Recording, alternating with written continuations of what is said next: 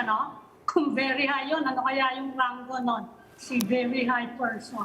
Yeah. Actually, interesting yung yung affidavits that we've already read from at least two of the POIs that the DOJ is in possession of, mga inmates eh. Pinangalanan talaga doon yung mga Bucor officials involved. We know the names but we're not at liberty to give them out. They met him face to face and he against Percy Lapid, number 2 against John. Ibig sabihin, umamin yung... Mag-file na ng mga cases. Yeah, not all, no? Pero umpisa na yung pagpa-file. Yep. So we have the entire originally, it was supposed to be today, di ba? They were supposed to file cases. Si Percy Lapid, yung mastermind noon, parang wala pang direct. Si Percy Lapid, yung mastermind noon, parang wala pang direct linkage that we can speak of kasi mukhang nag-layering eh. Hindi siya yung mismo kumausap doon sa mga gagawa. Namatay nga kasi yung makakatulon. So, yon. Anyway. Okay, but anyway, let's move on to other stories tonight. We speak to our first guest after this very short break, so please keep it here on One News.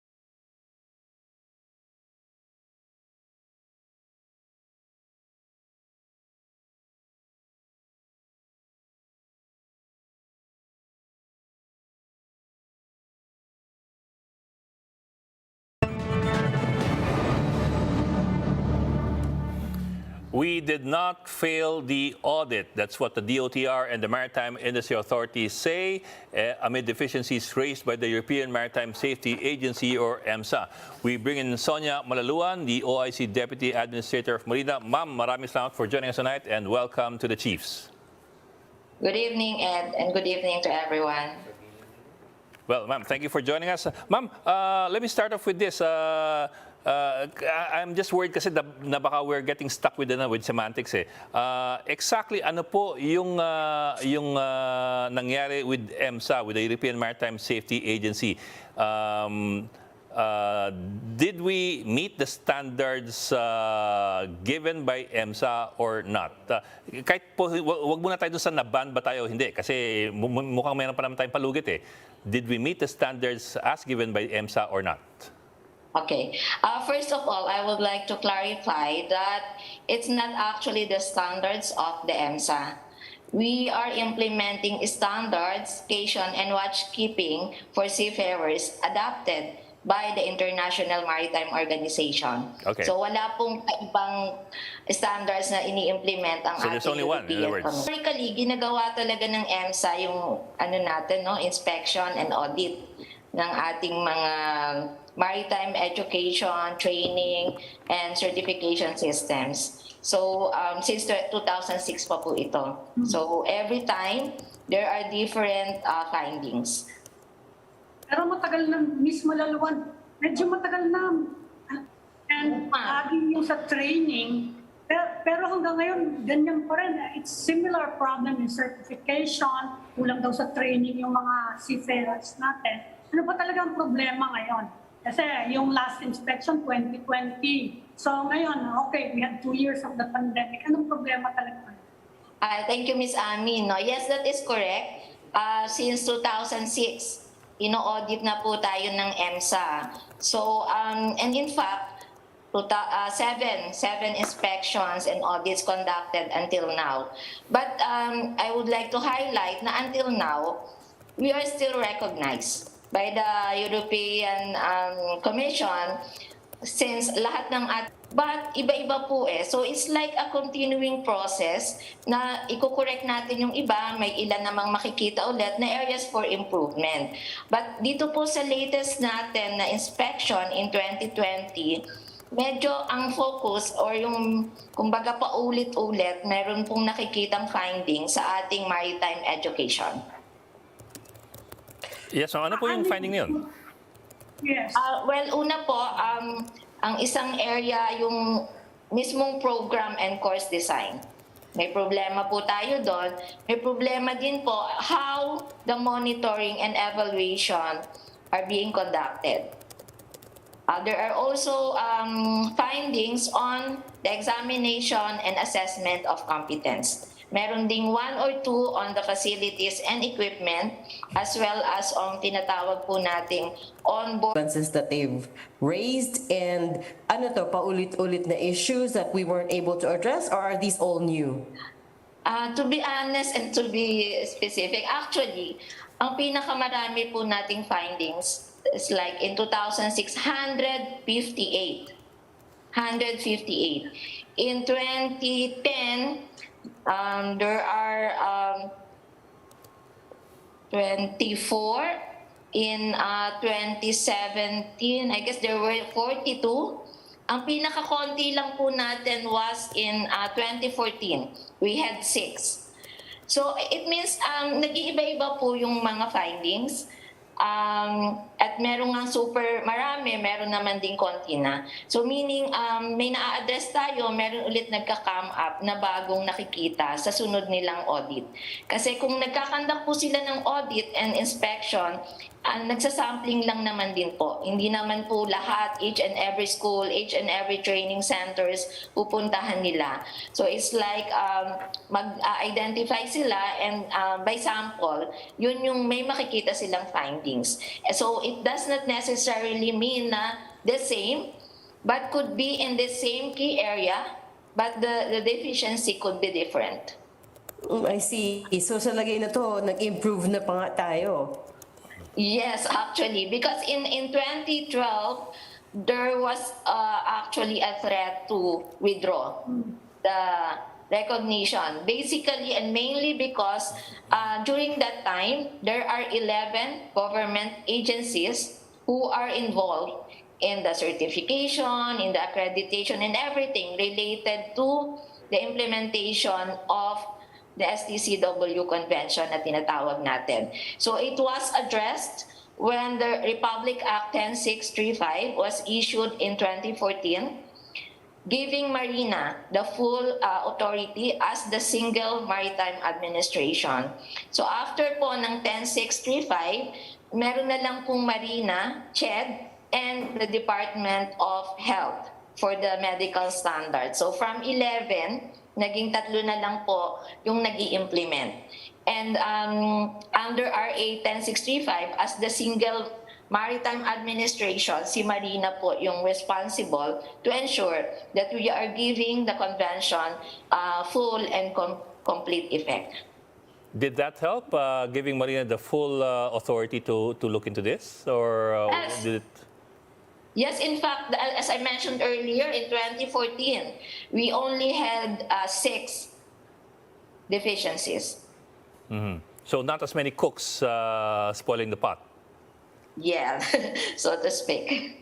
That's correct. Pero Miss Malaluan, nung nag-uumpisa yung problema, ang sabi nila, kasi bigla na lang daw nag-mushroom yung mga maritime schools para daw litson manok kasi ang dami nang gusto mag-aral. Parang nursing schools nun. Do we still have that problem hanggang ngayon? Saka pati daw yung mga anong pinapasara, when the government was trying to regulate, yung mga pinapasara sila, nag-i-intervene daw yung ibang mga politiko who owned the maritime schools or whose friends owned the maritime schools. May ganyan pa rin ba tayong problema? Well, siguro yung nag-mushroom yung ating mga maritime schools, hindi na rin po totoo kasi from 157 way back then, we now have 83. And there were like 11 maritime higher education institutions that were actually order to be considered to be non-compliant.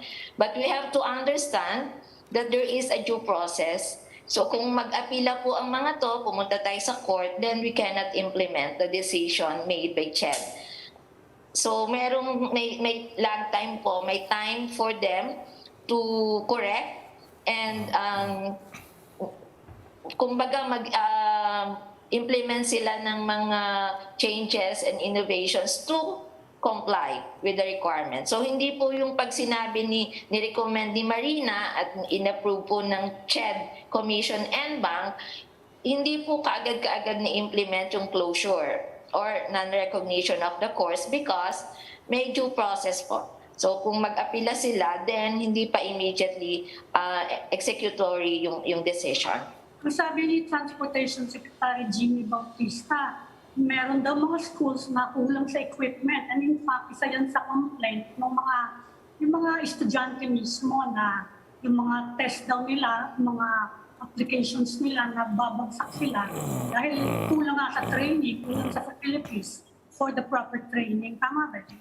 Yes, Miss Ami, hindi siya siguro ganun ka entirely correct, no? Because for the training centers and maritime higher education institution, MARINA and CHED are conducting inspection and evaluation as to their compliance to the minimum requirements.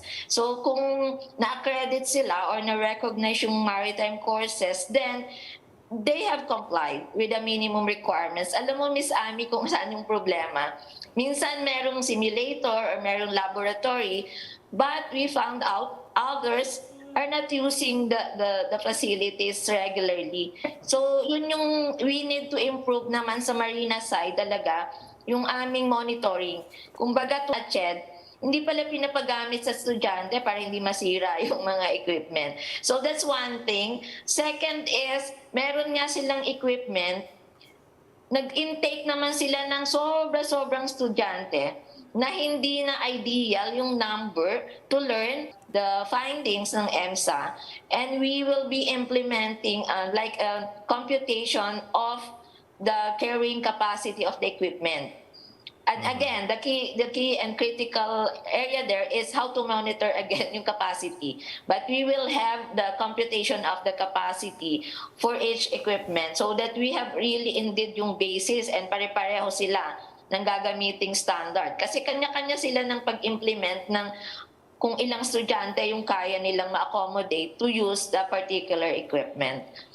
So part po yun ng mga deficiencies and areas for improvement. Ma'am, but those do sound like significant deficiencies. I mean, those relate to enforcement by government regulators of, number one, the number of students allowed in schools to use how much equipment, and number two, I mean, not being allowed to use equipment kasi baka masira.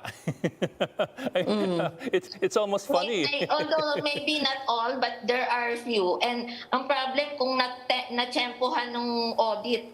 Alam mo yung audit, yung kapag nag-audit sila ng school or training center, unannounced yan. Kaya nagiging part siya of the findings. Pero minsan, isa or dalawa lang yung may ganung findings dahil nakita, they have to Resolve these issues.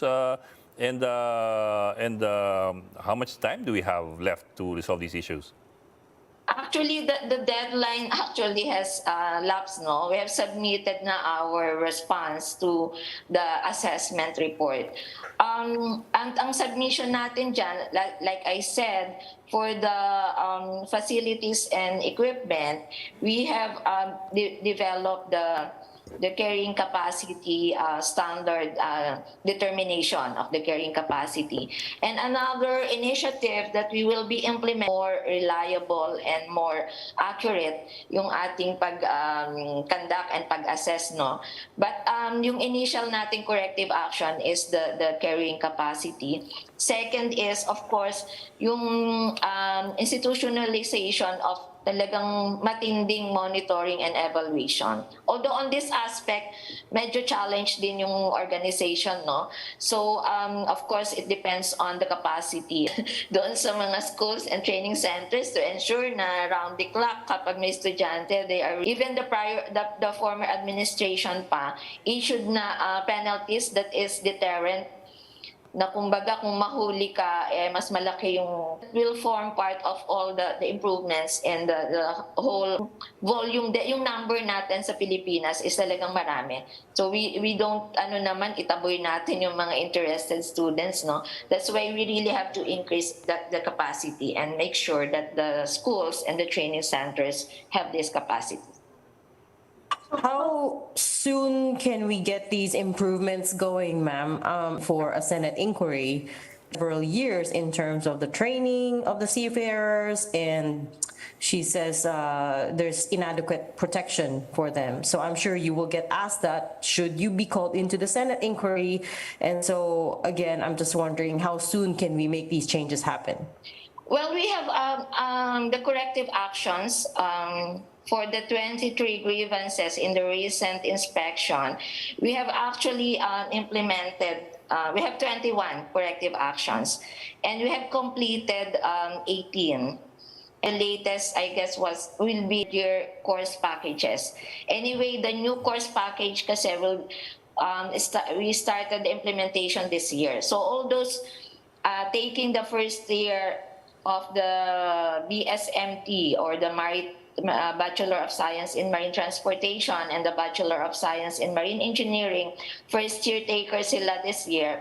May bago ulit program next year. So that's why pina-finalize na, ipa-pilot test na yung course packages for the second year. And one will follow naman is the third year. Kasi anyway, hindi pa naman sila kailangan. Those first year ngayon, magti-second year, and then magti-third year. So the target is actually by mid of next year, tapos na yung hanggang third year course packages. If I may add lang, other initiatives kasi and strategic initiatives, meron din naman kaming mga ini-implement na kumbaga they are not directly addressing any EMSA findings, but it would improve our target. Merong process, parang yung audit, every now and then you will receive findings, then you improve and address it. The next time may iba naman ulit. It's a continuing process kasi yung evaluation. But I would like to again highlight that hindi tayo nag-fail. EMSA or the European Commission it's not the findings, how you correct, and kung they are not fully satisfied, they return and verify how further the implementation could be improved. So it's not a 1:1, very paulit-ulit. Hindi parang nag-iiba-iba sila. Although the key areas could be the same, kasi common siya, but yung specific findings nagva-vary naman po. So as long as, like I mentioned, since 2006, we are still recognized. Up to this moment, all our seafarers are still on board the European flag ships. So although, di ba, may 158, merong 116, merong 42 findings, and yet, nandyan pa rin. So as long as nakikita nila na we are improving, we are addressing the findings or negative findings, so far we haven't had any problem. Ms. Malaluan, you mentioned no student will be turned away now. Pero did you ever consider na maglagay ng limit sa number of students accepted by a particular, kasi may size din naman yung school eh. I may explain lang konti yung onboard training. After kasi na ma-complete nila yung 3 years na academic requirements, bago sila makagraduate and have their diplomas, makakaabala sila, no, sa normal operation, and that would be a safety issue. So kumbaga, there is a problem. Policy din na nalilimit siya sa school kung hindi niya kayang maisakay on board. And but still, meron pa rin ilan na nag-spill over, hindi siya nakakasakay. But ngayon, we are also thinking, this is part of our strategic initiative that we submitted as well to the European Commission to implement national maritime admission, yung entrance test. So, kasi yung namang nakakatapos ng 4-year course, sila yung mga future officers. But we have to take note na sa 600 plus thousand natin na nakadeploy na seafarers, mga siguro 100,000 plus yung officers. All the rest are ratings. So kung ratings naman sila, they don't need to really complete the 4-year course. So that's why yung isang instruction ni Presidente is to consider and study the ladderized program. So if the seafarers ayaw naman niya nang mag-pursue and maging officer, kasi kapag nakasakay na sila and kahit ratings malaki yung mga sweldo nila, they have the option to continue the 4-year course or finish lang kung hanggang saan sila and then continue serve as ratings. And then if they want to be officer, then they can continue the next level. So yun yung concept natin ng ladderized program. Okay, Ms. Sonia Malaluan, OIC Deputy Administrator of Marina. Ma'am, maraming salamat for joining us tonight. Thank you very much too for this opportunity. Thank you all and good Sige po. evening again. And we're starting up another conversation right after this break, so please stay with us.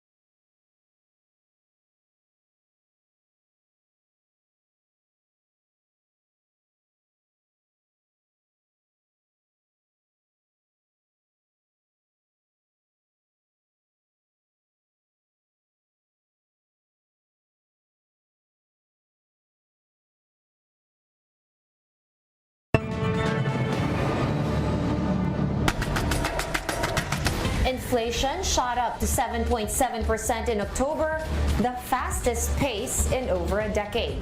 But economists say that prices are still bound to go up after the series of typhoons that hit the country. Ayon ng mga financial experts, simulan na ang pagtitipid at maging wais sa paggastos lalo na ng inyong mga Christmas bonus.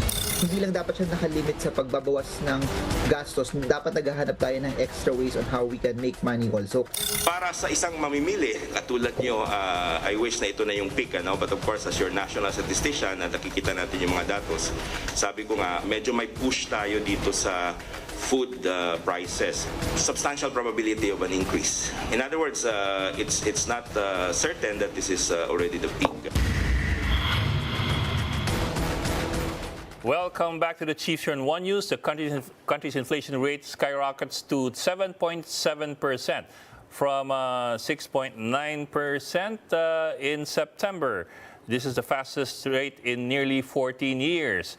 How alarming is this? Joining our conversation tonight is Economist Jonathan Ravelas. Sir, magandang gabi and welcome back to the Chiefs.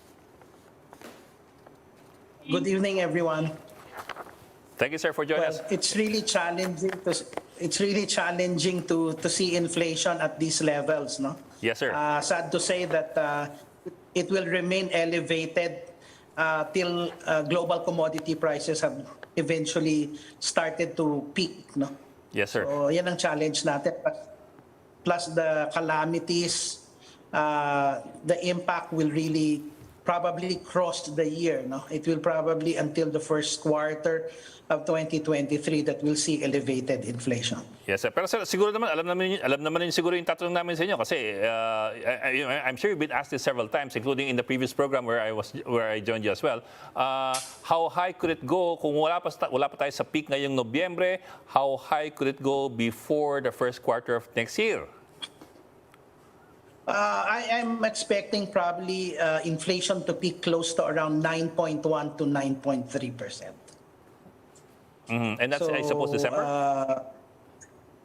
Hopefully that materializes in December, no? At least with probably the height. No? I'm just assuming that we're not going to see very similar disasters just like what happened recently. No? Yes, so sir. that it will just hopefully peak at around 9.1 to 9.3%. Yes, sir. Quick question lang from me, sir. Yung 9.1 to 9.3 ninyo, is that on the low end or the high end? Ibig sabihin, is that your the worst that could happen, the worst that could happen, or is that the least of our problems? I think the 9.1 to 9.3 in December, I think is more of the ideal. Based on the projection ng 7.7 for October, may more or less looking at 8.4 in November, then 9.1 to 9.3 in December. So that's the trajectory we're looking at. No?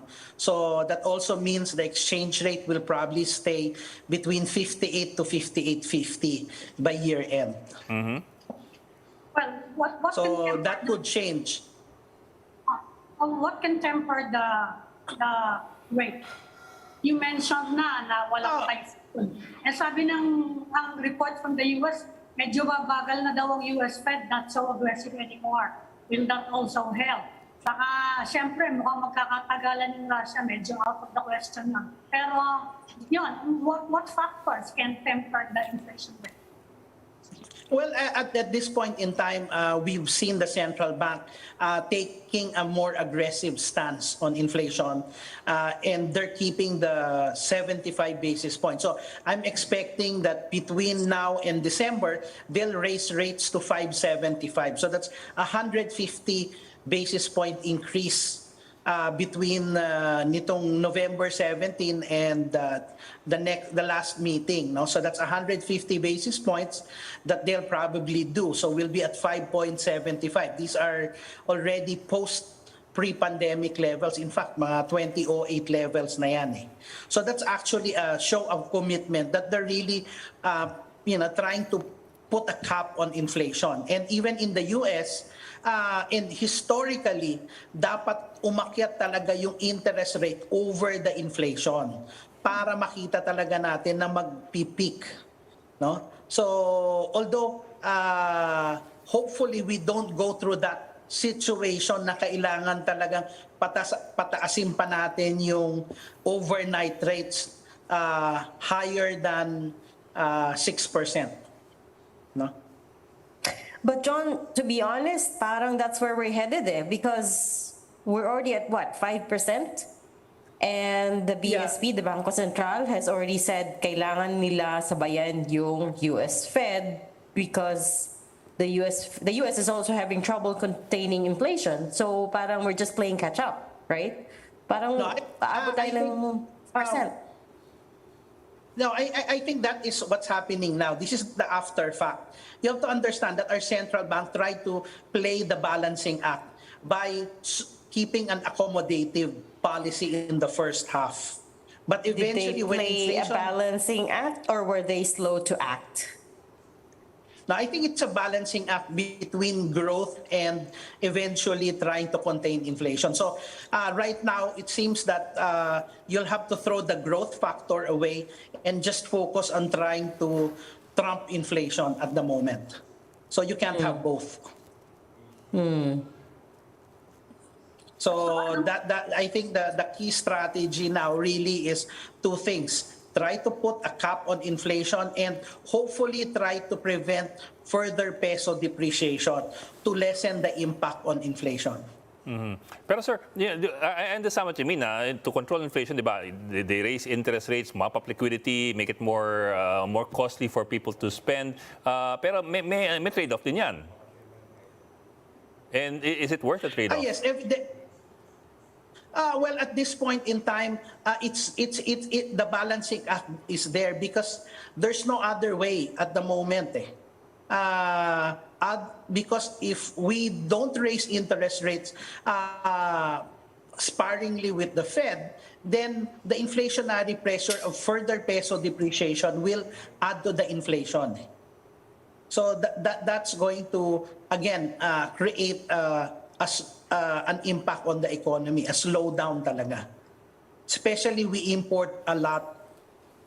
So that's the challenge. Yung food, napakalaking impact na dun sa inflation eh.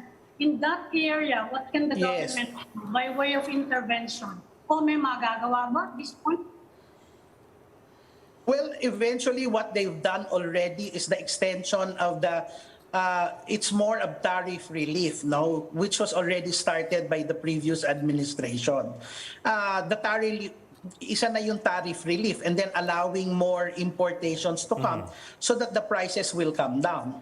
But again, these are temporary solutions kasi elevated nga yung commodity prices globally. What we need to be able to do is really come up with a strategy that we can eventually become self-sufficient. Diba? Ang strategy natin dito, kailangan we're able to distribute what needs to be planted in certain areas of the country. So sort of, hindi pwedeng lahat magtatanim ng palay, no? Yung iba dapat kasama yung itanim or what is needed so that we just produce what is amply needed. So that we eventually don't go for overruns like what we're seeing in other parts of the country na nasisira lang, 'di ba? There must be a way to be able to distribute it among the other parts of the country more efficiently so that we're able to bring down the prices as well. Are you seeing the government moving in that direction? Kasi ang isang sinasabi ng mga national officials, ang problema daw nila one-off anyway, yung mga local governments naman na kanya-kanya daw policies when it comes to agriculture. Sa ngayon, since we have a president who's concurrent agriculture secretary, are you seeing the government laying the groundwork for these new strategies that you want to see?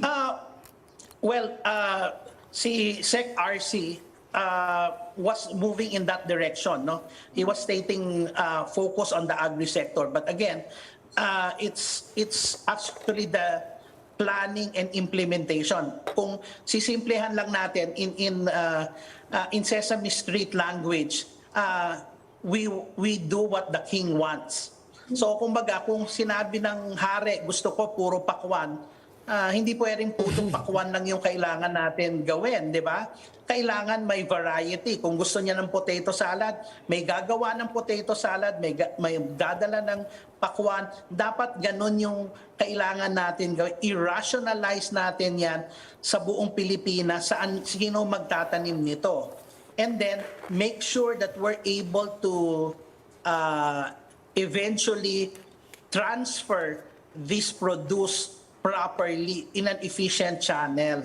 So, hindi tayo, kumbaga, walang masasayang. Ang nangyayari ngayon, lahat tayo nag-i-import. Kung matatandaan nyo, the same situation in 1998 to 2000, nagkaroon ng importation ng chicken at saka yung mga sibuyas. Diba? May mga buy one, take one pa na chicken sa supermarket. That flooded from 130 pesos, biglang naging 90 pesos yung kilo ng chicken. Diba? Kaso, hindi natin pwedeng gawin laging ganyan. Ngayon yan, humihina yung piso. These are stopgap measures. We need to do also post-harvest facilities so that we're able to preserve what we can sell into other things, di ba? Para gumanda rin yung value chain natin for produce, di ba? Like what we do for mangoes, di ba? Yeah, but John, those are long-term solutions, no?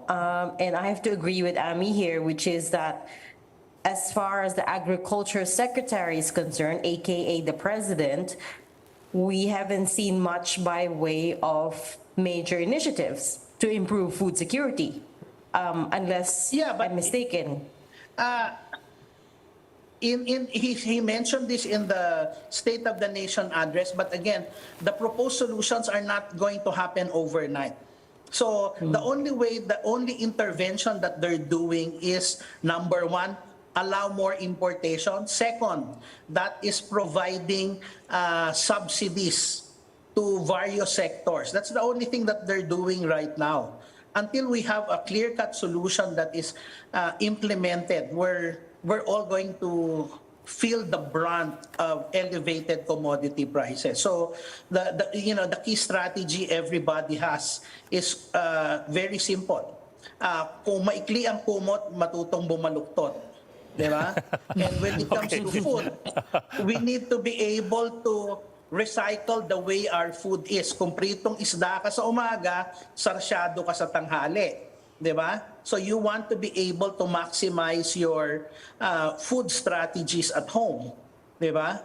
So Yes, you have sir. to become innovative with your leftovers so that you maximize the full use of it. Yes, sir. Pero sir, Diba?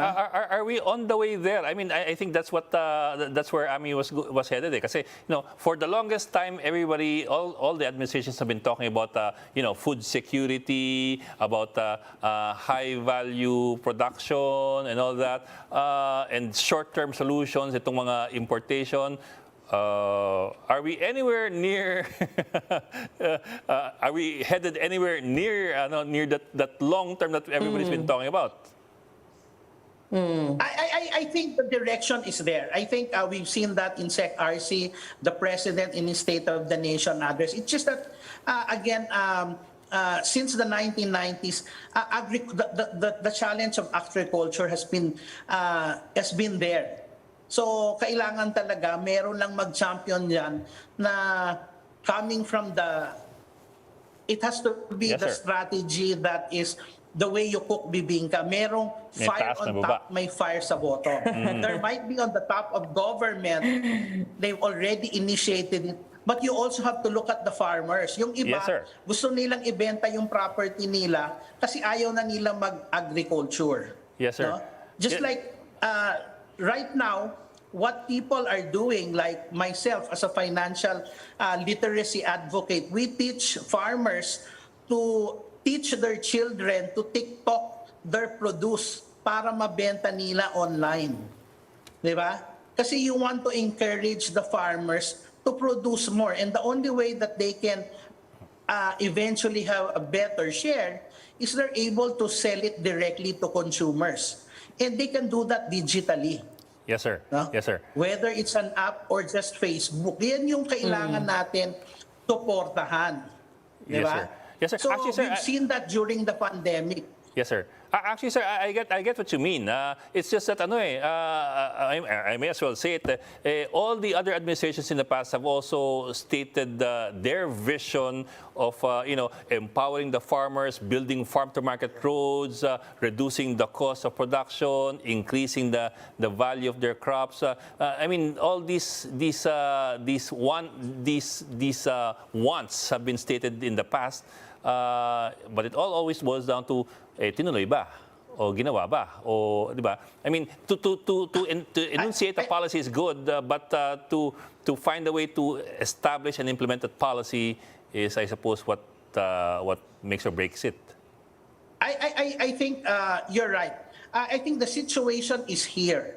One of the things that happened even in the 70s, we were also pressed by a commodity super cycle in the 70s, which eventually led with the government then doing their Masagana 99, which was short-lived. Ito, mas mahirap itong situation natin ngayon because this is not just driven by a war between Russia and Ukraine, but these are also driven by other factors. One of them are supply chain disruptions, which could be driven by a pandemic or climate change. So this is a situation that right now we have to wake up and do it ourselves. 'Di ba? Parang kailangan hindi na natin aantayin yung gobyerno. Dapat even tayo on the private sector, and we've seen this. We've seen a lot of people try to plant vegetables at home during the pandemic. Yung mga plantito, plantita, nandyan yan eh. But again, if we're not going to help government to do it, walang mangyayari. But what the situation that is confronting us is a sheep problem. It's a social issue, number one, mainly because the environment has changed. And why do I say it's a social issue? Because definitely food security is one. Pag nagutom yung tao, other issues comes down the line. Diba? Second, health situation, healthcare needs to improve. And eventually the economic part. Controlling inflation, sustaining growth, and job creation. Yan yung mga problema na kailangan i-face. So if the government might have started it, it's just a question of reciprocity. Kailangan yung gobyerno meron, and the farmers are serious enough to eventually do it. Di ba? Ako, I've been in the field now that I'm out of the banking sector, but I talk to farmers. Ang problema, they're not accepting technology. Di ba? Kailangan, they need to, if they want to improve their productivity, they need to embrace technology and new strategies to do it.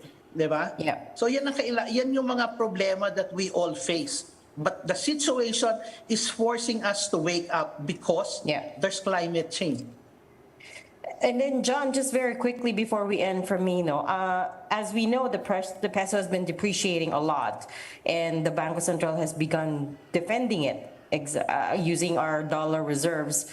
Do you think that's a good idea? I mean, they were worried that it might hit 60 to the dollar, pero ngayon nakastabilize na around 58, but they're using up the reserves, so is that a good idea? Well, to me, this has always been a challenge. And, the pillars of central banking does not include foreign exchange stability. And it's always allowing the market to find or seek its own level. The reason why the peso is between 58 to 58.50 because of the recent pledge of further hiking rates. And probably as we've already seen the 75 in December, there'll be another 75 basis points. They could still do other things aside from just using the reserves. Because what can happen is we know that if inflation in the US will not peak in December, definitely the tighter hikes. And the last time that, a lot of economists in the US, and I tend to believe it, that the Fed could actually raise rates back to 6%. And the last time we saw that was in 1994. So I wouldn't be surprised we go there.